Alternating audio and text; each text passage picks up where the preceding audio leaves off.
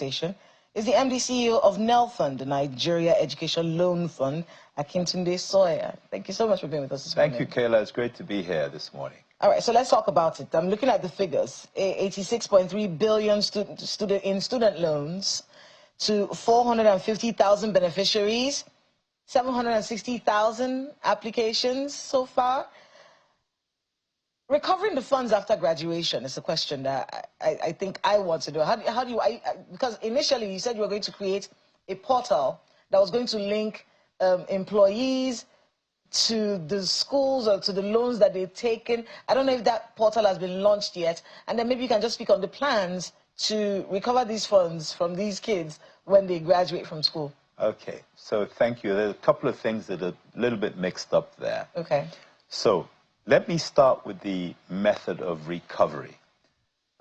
We are going to have a database that is going to be NIN-based. That database is the database that employers will consult to see whether the person that they are about to employ has taken a loan from the NELFUND. If they've taken a loan from the NELFUND, then the obligation on the employer is to make a deduction of 10% from the salary or wages of the employee who has a loan from NELFUND and refund that 10% of their income, if you like, to the NELFUND. That's entirely separate from the initiative that we are also going to be rolling out, which is an initiative that connects loanees, people who have taken the loans and are now looking for work, with the opportunities for work. So we're going to create a separate portal which attracts work from different government agencies, from the private sector, from anyone who has a vacancy, part-time, full-time, any type contract, any type of work. We want to centralize it into a platform so that everybody who's taken a loan, and perhaps people who haven't taken a loan, can go to that platform and find the types of jobs that they may be looking for. Okay. That's separate to the recovery element of the loan. That's a lot of work, and this process is purely digitized. Well, it has to be. You know, there are students and then people seeking employment all over the country. When you're seeking employment, you don't have the funds to go around looking for work necessarily. So it has to be digitized. We're in a digital world now. The more we can do digitally, the easier on ourselves and on the system. But yes, the answer to your question is that it will be entirely digitized. Kayla. I saw a conversation about banks and schools who are withholding these funds. So loans have been disbursed and then somehow they're able to keep holding. And I remember reading up something you said people like that, you know, your agency is going to be looking out for those kinds of situations and dealing with them. Yeah. What's this? How did this happen? What's going on? Okay. Very, very simply, it was a simple thing to happen. We kicked off this scheme on the 24th of May, 2024. That's the day that people were able to apply for this loan. By the time that opportunity came, some people had already paid their fees. They were already in the institution, they'd already paid their fees. Who knows how they got the funds? Some may have borrowed it from other places, their parents may have borrowed. But the scheme came into being and people applied. When we deemed it necessary or deemed it appropriate for us to approve those people's loans, we approved it. We then made the payments as promised to the institutions. The institutions in some cases already had the funds because the student had paid already, which meant that this was a double payment. In certain instances, the student hadn't paid. The institution set a deadline for registration or for examinations, as they do. They've never changed that. That's always been the case. So when the students applied for the loan, it takes time for us to process the loan. By the time we made the payment to the institution, sometimes the students had already paid because they were trying to meet a deadline. That then took us into an entirely new situation where double payments had been made to institutions on behalf of one particular student. That student had made a payment or someone had made a payment on their behalf. We had also made a payment on their behalf. The agitation from the students then became, there's a double payment here for me. Can you refund the money to me? The institutions are obliged, when there's a double payment, to refund the money to the students, not to NELFUND, to the student. This happened in some cases very quickly. In other cases, there were delays. Students generally don't have money. Yes. They become agitated if they are expecting money and it doesn't come. So where do things stand on that right now? Well, there is no stand, because some institutions are paying and making refunds quickly. Others are a bit more slow. But in terms of where we're going to a place in the future, in the very near future, where we're going to be able to synchronize or harmonize, if you like, the application deadlines. So people have to apply by a particular date. The institutions also have to set deadlines that align. What this basically means is that we're moving to a place where there'll be no double payments. My colleague in Lagos has a few questions for you. Go ahead, Ayo.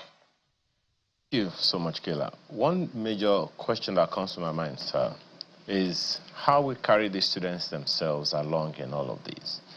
I talk about this particular issue of trust, or a deficiency of it, from time to time. In urban Nigeria, in rural Nigeria, in suburban Nigeria, the trust quotient, so long as it has anything to do with government, there is that petrification, that hesitation on the part of several people, young people in particular, about it. How are you dealing with that one? Okay, Ayo, you know, generally in life, if you want to trust somebody or you want them to trust you, the only way you can have it happen is if you make a promise and you deliver on that promise. If I ask you to trust me, it doesn't mean anything, unless, of course, I make a promise to you that I'm going to do such and such by such and such a date to such and such a degree. If I do that, you begin to have some trust in what I'm asking you to do, which is to believe in me. This is a process. The building of trust is a process. I run the Nigeria Education Loan Fund. I do not run the government. But I understand that over years, over decades, there's trust deficit between government and citizens. And by the way, it's not just in Nigeria. The deficit of trust between citizens of a nation and the political leaders or the government of that nation is there. It just happens that in different countries, that trust deficit is there to different degrees. What we have to do at NELFUND is make promises and keep those promises. That's what we have to do.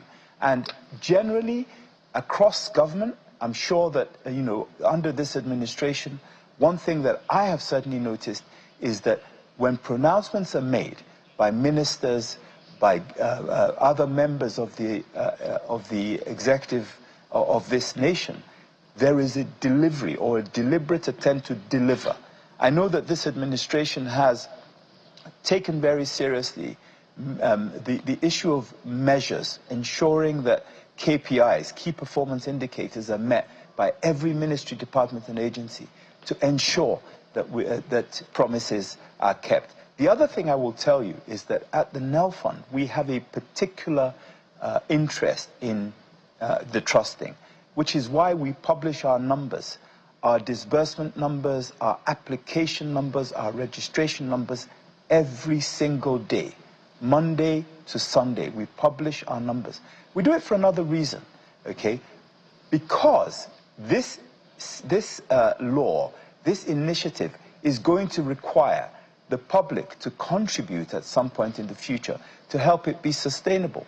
Nobody's going to contribute to a leaking bucket, okay? So we try to say, this is what we have, this is what we're expending, this is how we're doing it.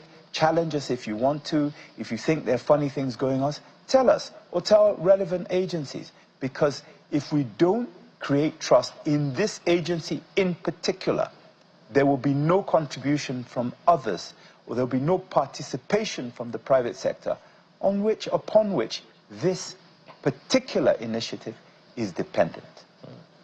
You know, I'd like you to give us numbers. Information available to us says that as of last month, July, NELFUND has reported about more than 600,000, about 645,000 plus applications, with 396,000 plus students benefiting. and ranging around 73.2 billion naira disbursed, and about accounting for tuition and upkeep. Can you confirm if these numbers are true, and what were the numbers before now, and how has that helped the tertiary education level for students in particular? Okay, thank you, Ayo. I can confirm that those numbers were true. Those numbers were true. They are no longer true. The numbers that we have today, 742,000 students have registered. They have been to our portal, www.nelf.gov.ng, and have registered an interest in taking the loan and have been cleared as people who potentially could apply. We've had 735,000 as of this morning who have actually applied for the loan. Basically, that means that they've been cleared and invited to make an application, and they have pressed the button to say, I apply for this loan. Okay? The numbers of students who have benefited, who you can describe as beneficiaries, who've either had their school fees paid or they've had their school fees and stipend paid to them, and the stipend is done installmentally, is 449,000. So the 386,000 is an old number. It's 449,000. We're growing these numbers on a daily basis. The applications are growing by 3,000, 3,500 per day. Okay, and in terms of the funds, let me tell you what the actual numbers are today, because they've moved on from the ones that you just provided for us. 47 billion naira has been paid to 218 institutions at tertiary level owned by federal or state governments, in Nigeria. So universities, polytechnics, and colleges of education have received 47 billion naira from the NELFUND. Just so we can get this clear, what's the turnaround time when someone applies? Okay, so very quickly, let me just finalize on that point. 38 billion has been paid in stipends, upkeep, pocket money. So we've actually disbursed a total of 86 billion. It's 6.3. I just want to put it on the record so that we're clear on where we are. The turnaround time is 30 to 45 days. However, it's subject to meeting our process criteria. We're not working to a deadline to pay people. We're working to a process that is robust, entirely auditable, and and we can account for it. So I'll give you an example.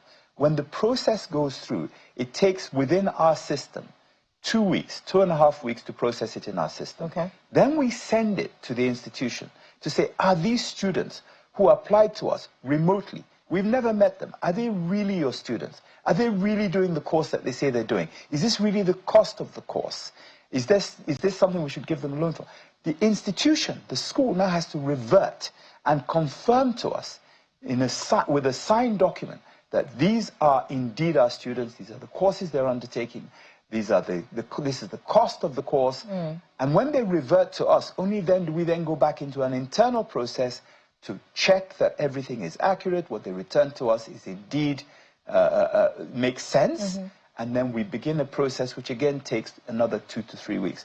But if there are any issues with any individuals or any institutions in that process, we will not pay until we make sure that it's sorted out. So I know your question was very direct.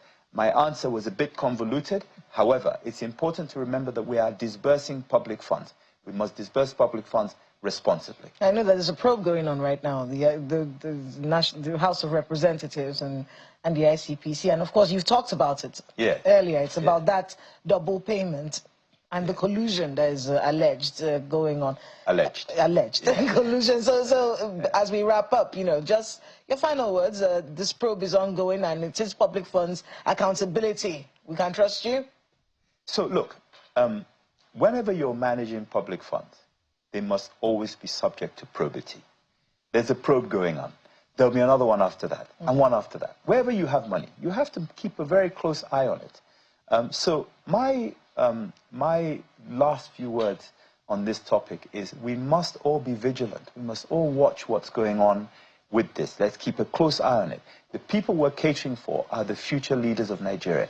How we behave towards them, how we treat them, what we pronounce, if we do what we say we're going to do, has an effect, not just on their day-to-day lives, but on their own attitude when they get into leadership. Indeed. Let's all be responsible. Let's do things properly. Mr. Akintunde Sawyer. Hey, sorry, Kayla. Mr. Akintunde Sawyer, MD CEO of NELFUND, the Nigeria Education Loan Fund. Thank you so much for being with us this morning. Thank you, Kayla. Thank you, Ayo. Thanks for having me here. And let's keep going. We need to make this country great again. Indeed. Thank you.